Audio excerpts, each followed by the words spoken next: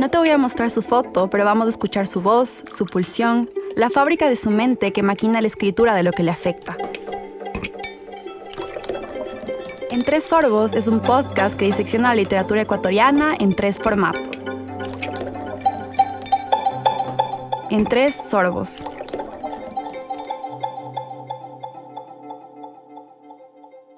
Caja negra.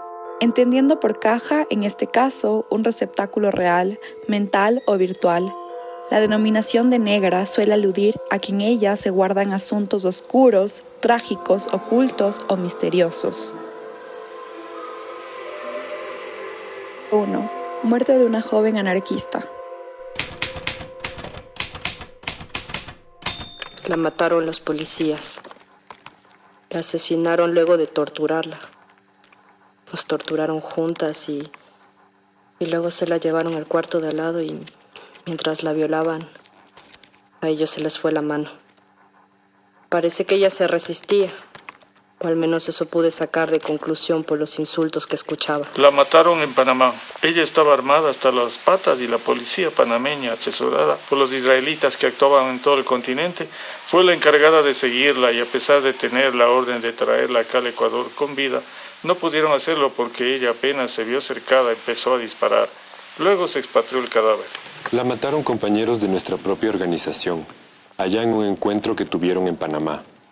Una noche, después de un altercado en el que no se ha podido sacar en claro qué fue exactamente lo que ocurrió. La mataron los militares.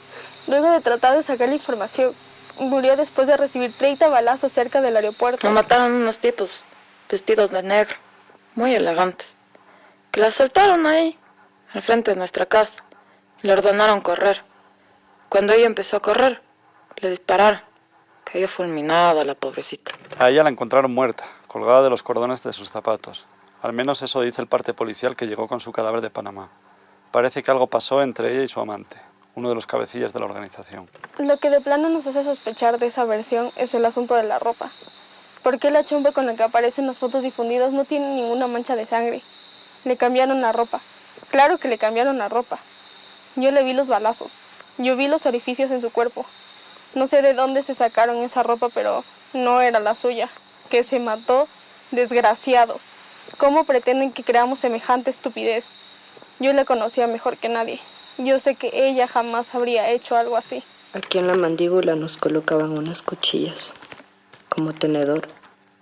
Lo iban aplastando de a poco contra la piel. A mí sí me hicieron 3 huecos justo aquí. Parecía salero mi mandíbula. Por los huecos caían gotas de sangre que yo veía formar charquitos en el piso. Y se quedaban ahí, la baldosa llena de manchitas rojas. A ella también le aplicaron el tenedor. Pero ella se quedaba como hipnotizada y no decía nada. Una vez me dijo que se ponía a meditar. Así era ella, bien especial. A veces, cuando nos dejaban en paz, ella se ponía a hacer malabares con sus pies. Sí, ella podía hacer malabares con los pies, usando sus zapatos o utilizando nuestros platos. Y lo hacía todo el tiempo. Me contó que lo aprendió cuando estaba en Italia.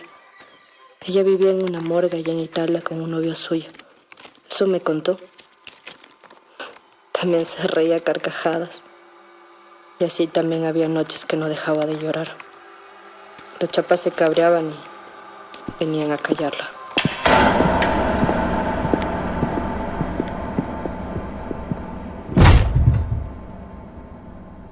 Yo me pregunto si el asunto se agrava por el cenicerazo en el Congreso que viene acompañado del secuestro del presidente. La pesquisa ahí se vuelve feroz. ¿Se acordará usted del cenicerazo que le estalla a uno de los diputados reventándole la cara?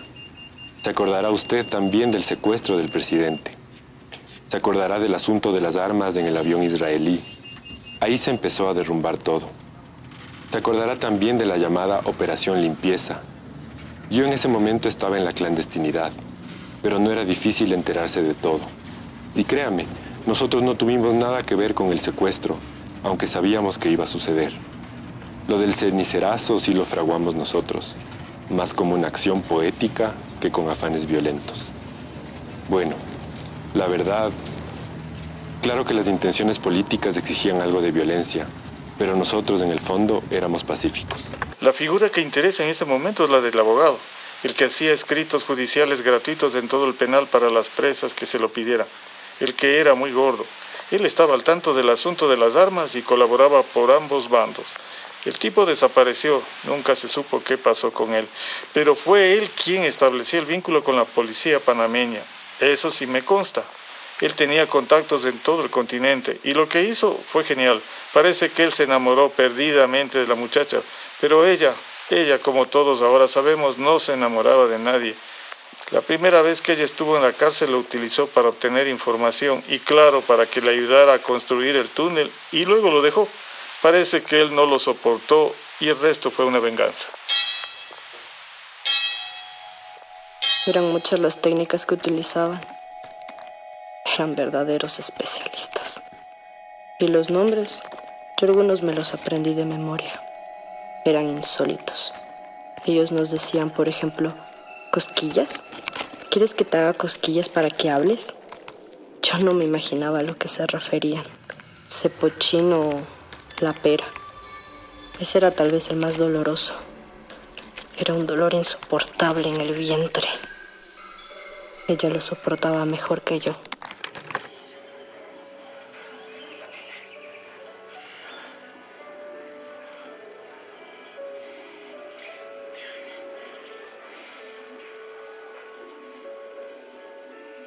A mí, lo que verdaderamente me aterraba eran esas propagandas de televisión. Porque aparecían estos muchachos con la cara ensangrentada. Era una barbaridad. Parecían monstruos. Pasaba una y otra vez esas propagandas en que los chicos asomaban como verdaderos asesinos. Yo pensaba, cualquier noche se metían por el balcón y nos mataban a todos. Pero no. Yo que la vi, le puedo asegurar. Ella no era así. Ella no estaba armada. Ella no disparó. Ella solo corrió.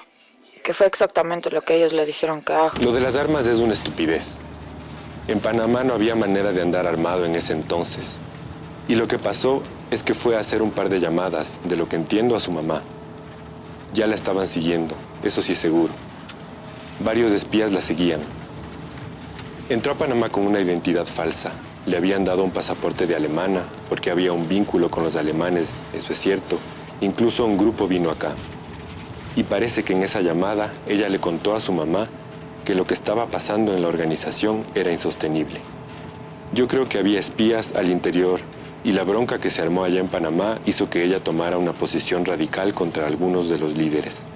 Ella no se andaba con huevadas. El otro no me acuerdo cómo se llamaba. Te metían la cara en caca. También te ahogaban. Ese procedimiento tenía un nombre bien bonito, que ahora mismo no me acuerdo. Del que sí me acuerdo es del avión. Será porque a mí me encanta volar. Y eso que me he subido una sola vez en un avión. Pero cuando era pequeña, mi papá me agarraba de los brazos y me daba vueltas hasta elevarme. Y yo volaba.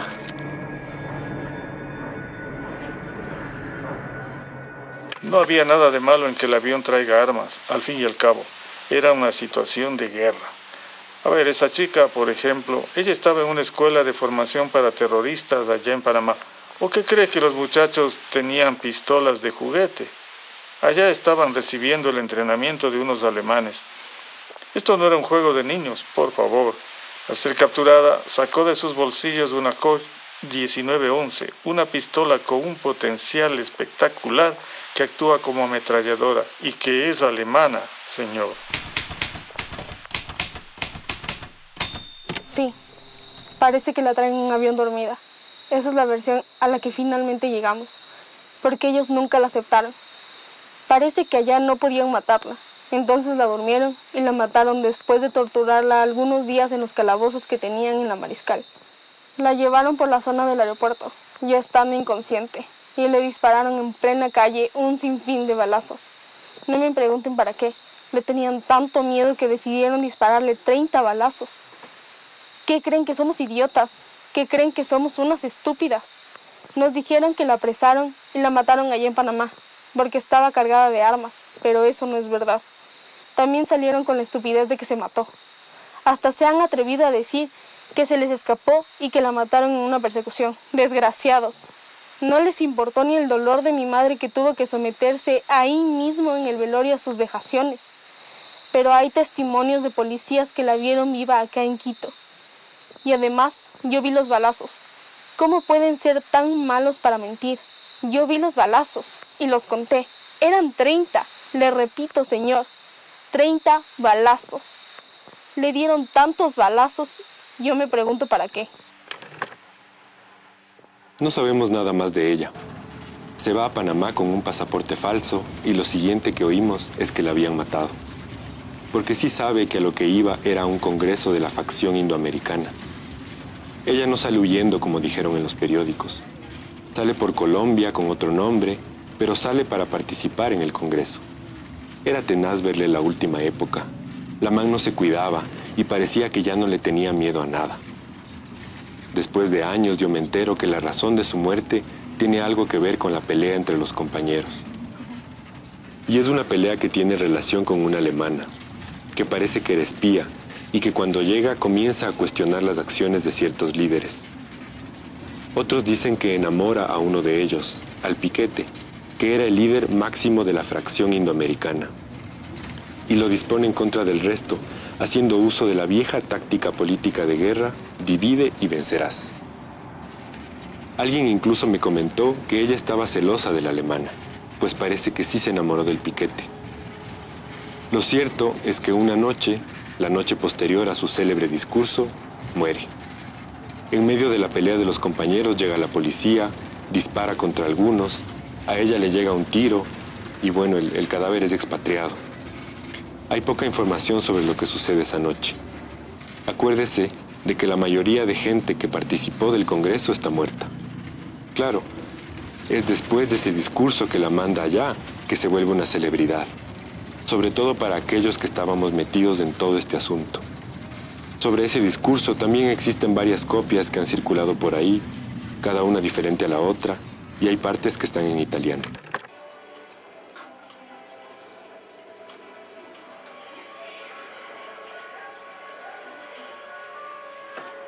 Lo que sí le digo es que cuando yo me asomé a la ventana, lo que vi no fue una pelea. No, señor. Fue una balacera. No nos olvidemos de todo esto, digo yo. Al final los pobres muchachos ya estaban todos muertos. Digo pobres porque aunque yo me lo imaginaba que eran fuertes y tenían un montón de armas, pero cuando les vi en la tele, secuenciales los pobrecitos. Más daban pena que miedo. No eran los mismos que mostraban en las propagandas. Y la chica, yo la vi como corría. Pero no le dieron oportunidad, señor. La mataron enseguida. Yo oí que le decían: corre, corre y te salvas. Pero ni bien ella empezó a correr. ¡Pum! ¡Pum! ¡Pum! Esa tortura requeriría que uno se inclinara. O sea, que bajes la cabeza mientras mantienes tus piernas rectas.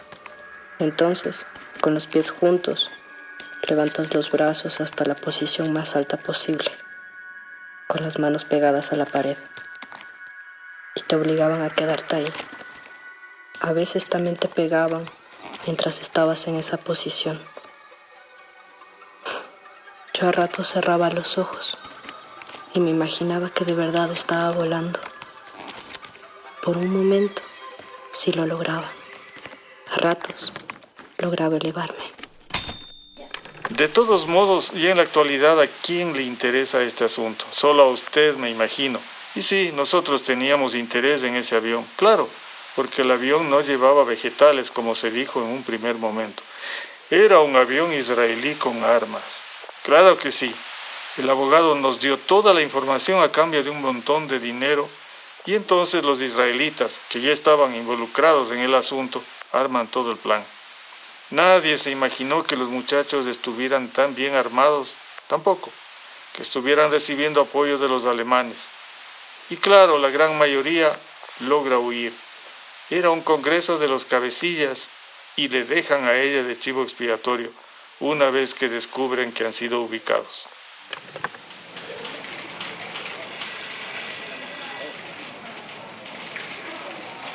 Yo no tengo mayor cosa que decirle. Lo que le dije le puedo repetir ahora.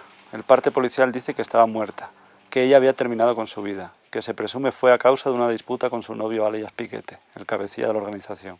Punto. Eso lo puedo informar. La primera vez que el israelí, su nombre ahorita mismo se me olvida, llega al Ecuador es en el año de 1981. Ahí empiezan las conversaciones con los militares. El israelí llega acompañado de un actor famoso. Ay, vaya pues. Tampoco me acuerdo del nombre en este momento, pero ahí empiezan las relaciones y claro, estamos hablando de la época del terrorismo. Entonces esas relaciones se estrechan porque, como digo, no traía vegetales del avión y los jóvenes no tenían armas de juguete como ahora se quiere hacer pensar. Ellos incluso participaron del secuestro al presidente y claro que también hicieron estallar los ceniceros en el Congreso. ¿Se acuerda? Parecía, como le digo, como que se había estrellado un avión. El estruendo, porque además, como vivíamos cerquita del aeropuerto, yo había pensado que se estrelló un avión. Justito ahí, cerquita de la casa. Pero ¿cuál es la sorpresa? No era un avión. Era un carro con vidrios negros, que se choca contra un basurero. Y de ahí baja un grupo de tipos bien puestos, con trajes negros. No eran policías, al menos no estaban vestidos como policías, tampoco como militares. Para serle franca, yo nunca he comprendido bien la diferencia entre los militares y los policías. Pero en este caso, no eran ninguno de los dos.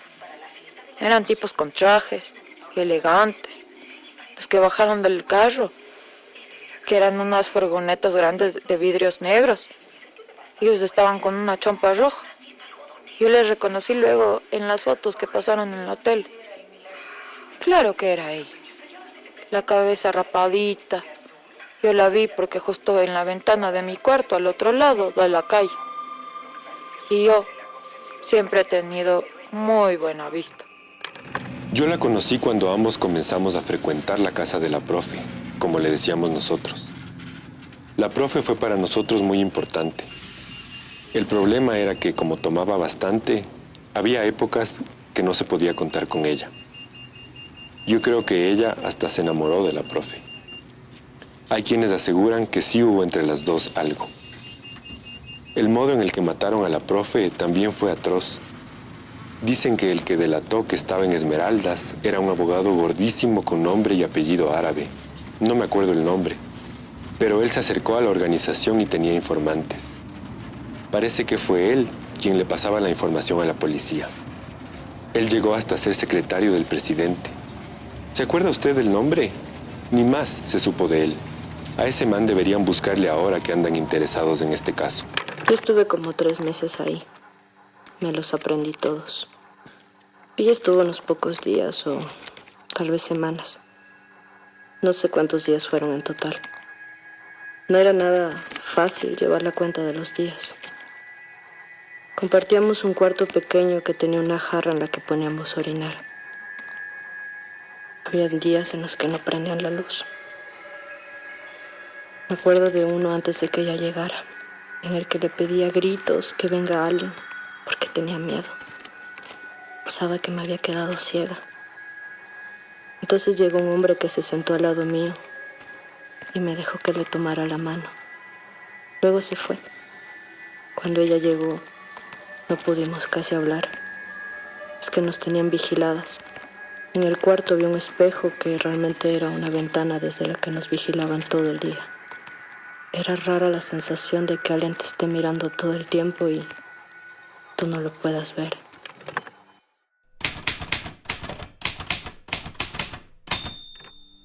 Nos entregaron el cuerpo con señales de tortura. Lo que más me impresionó era que tenía rotos todos los dientes.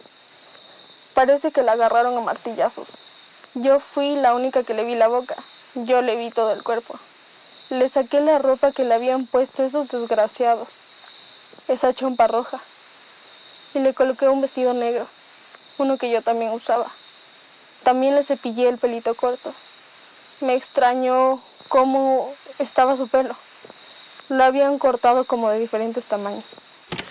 Traían armas sofisticadas. Claro, era importante que nosotros también estemos bien armados. Acuérdese que además en ese tiempo también hubo dificultades con países vecinos. A los israelitas les interesaba ayudarnos. A ellos les interesaba intervenir en el negocio de las aseguradoras. Y es que aquí ese negocio no existía y ellos vinieron con esa idea y el gobierno les abrió las puertas. Era un excelente negocio. Ve ahora usted todas las empresas de seguros que existen. Eso acá no había.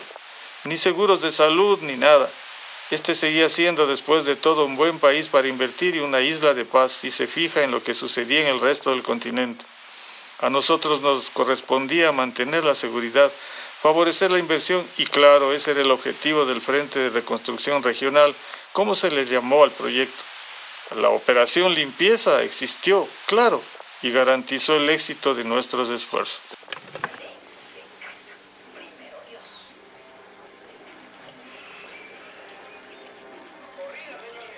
Yo justo había apagado la televisión. Y en esa época veía una novela que era el último programa que pasaba en el día. Híjole, no me acuerdo del nombre. Pero tenía nombre de mujer. Eso sí me acuerdo.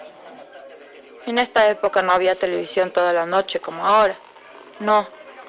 Te ponías en esas líneas de colores en las pantallas. O esa turbulencia como ese sonido sordo. ¿Se acuerda? Así que no había más remedio de que apagar. Y en eso oigo el choque del carro.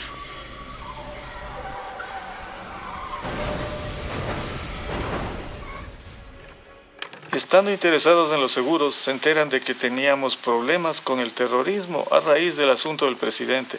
Y ahí, con la experiencia que ellos tenían, los israelitas digo, acuérdese de que ellos han librado esa batalla del terrorismo y en su peor época. Entonces se hizo el contacto. Lo hizo el abogado que en ese entonces ya era cercano al presidente. Ellos tenían mucha experiencia. Imagínese la coincidencia. Justo ese avión que traía las armas venía de un rescate sin igual. A mí me gustaba oírle hablar. Fue oyéndola que me convencí. Y no puedo decirle yo las cosas que decía porque realmente lo fantástico era cómo decía ella las cosas. Tenía esta afición por los circos, entonces en todos sus discursos hablaba ella con metáforas que hacían alusión al trapecio, a los funámbulos o a los domadores de fieras. Era encantador escucharla. El día que hicimos la recuperación de uno de los bancos, dio una entrevista desde la clandestinidad que dejó a todo el mundo conmovido. Ella no respondía a las preguntas que le hacía el reportero. Ella respondía lo que le daba la gana y siempre era como si recitara poemas o cantara canciones. ¿Se acuerda usted de esa entrevista? Fue genial. Algo así parece que sucedió en Panamá. Los jóvenes que la escucharon quedaron emocionados y tal vez por eso, por el protagonismo que ella estaba ganando en la organización, es que ellos también se asustaron. Y tal vez por eso la matan, qué sé yo. Lo que sí le puedo asegurar, porque las fuentes son completamente confiables, es que la matan ahí adentro. Yo claro que les tenía miedo. ¿Cómo no? Se asaltaban bancos y mataban gente. Bueno, pero al final los militares hacían lo mismo, ¿no? A todos mismos hay que tenerles miedo. Ese gordo, que era el secretario del presidente, por ejemplo, ese con un nombre tan raro, daba miedo de verle. Cuando salía en la tele, la cara la ocupaba toda la pantalla. Qué época tan rara esa, ¿no? Ese mismo avión venía de un secuestro del que es finalmente liberado. Qué bestialidad esa historia. Es increíble. Porque el avión lo secuestran unos palestinos ayudados por unos muchachos alemanes, terroristas también. Me parece que eran de un ejército rojo o algo así. Quizá eran los mismos que estaban por acá. Y luego de no sé cuántos días de secuestro del avión, los israelitas lo liberan en un aeropuerto de Uganda, matando a todos los terroristas y a un civil que parece que confundieron por su facha con terrorista. Lo cierto es que liberan el avión, lo llenan de armas y lo mandan para Sudamérica y en ese mismo avión le embarcan en Panamá a la chica, que insisto, ya estaba muerta. Y claro, en ese momento se manejan varias versiones para no alarmar a la población, pero lo cierto es que muere enfrentándose a la policía panameña. Cuando nos llamaron ya estaba en la morgue. Ya la habían llevado allá y le habían cambiado la ropa, porque la matan cerca del aeropuerto. Yo le abrí la chompa y le vi todo el pecho manchado con quemaduras de cigarrillo. Ahí nos dimos cuenta que la habían torturado y la habían acribillado. Tenía tantos orificios de bala en el cuerpo, lleno de huecos su cuerpo. Nunca más me abandonó esa imagen. La imagen de una persona muerta.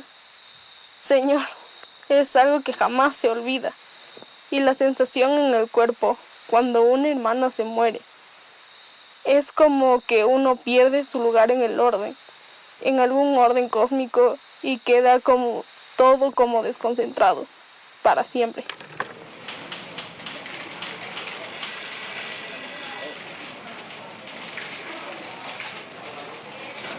No hay más que decir, señor. ¿Qué quiere que me invente? Fue una cuestión pasional, y nada es más fuerte que las pasiones humanas, ni la ideología, señor. Eso es lo que yo sé. Después del asalto del banco y del asunto de los cenicerazos, el presidente personalmente asume las conversaciones con los militares israelitas y los panameños para la captura de los líderes como parte de lo que se llamó la Operación Limpieza.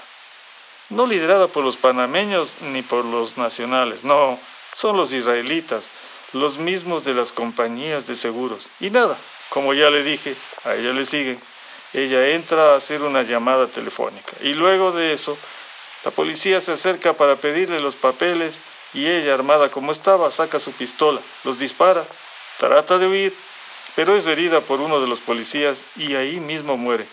Se encontraron en su poder algunas armas y luego cuando se registró en el hotel, ni le cuento todo lo que se encontró.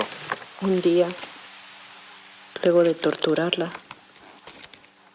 la llevaron al cuarto de al lado. Yo oí las cosas que ellos decían. Ella en silencio. En un momento dado, se dan cuenta de que ella ya está muerta. La violaron. De eso sí estoy segura. Ella no ponía resistencia. Ella nunca ponía resistencia a nada. Era impresionante por su coraje y por su belleza. Era como de otro tiempo su belleza. Eso sí, era como antigua su belleza.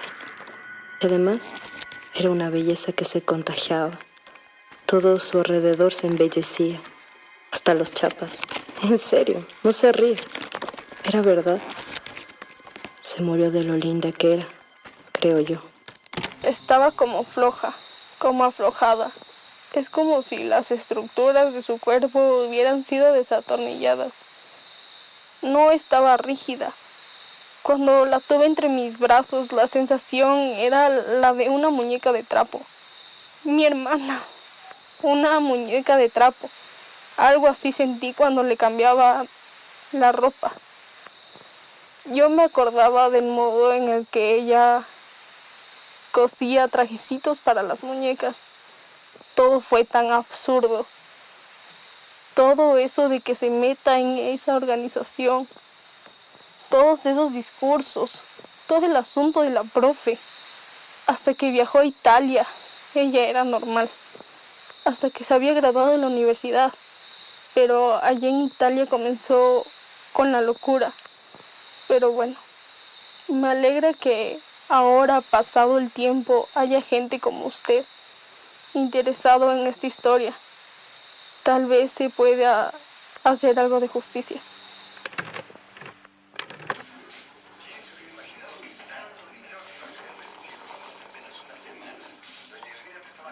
Pues la propia estructura de la casa, que no era como la que ve ahora, no tenía este piso.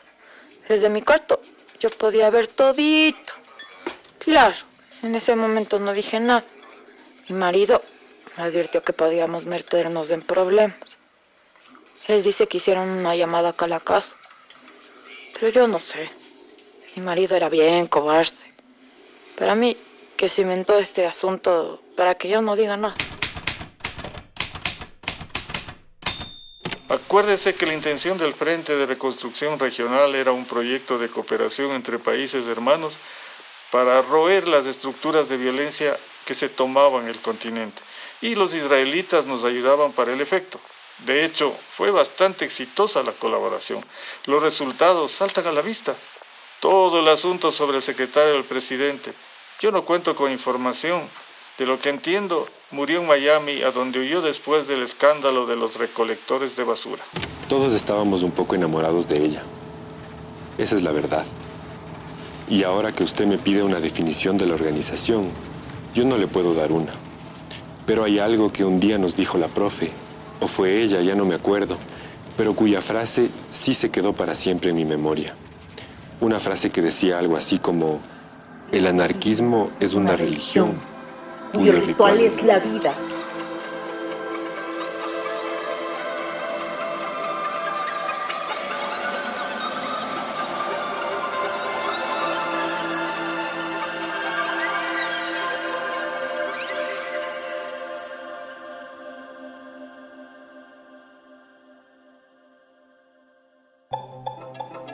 Agradecemos a Gabriela Ponce por permitirnos hacer esta adaptación. Este episodio fue producido y guionizado por Salet Díaz, Carolina Hualpa, Grace Kelal, Mati Velástegui y David Cárdenas. La asistencia de montaje es de David Cárdenas. El diseño y postproducción de sonido es de Pablo Molina. En Tres Sorbos es un podcast de la carrera de literatura de la USFQ.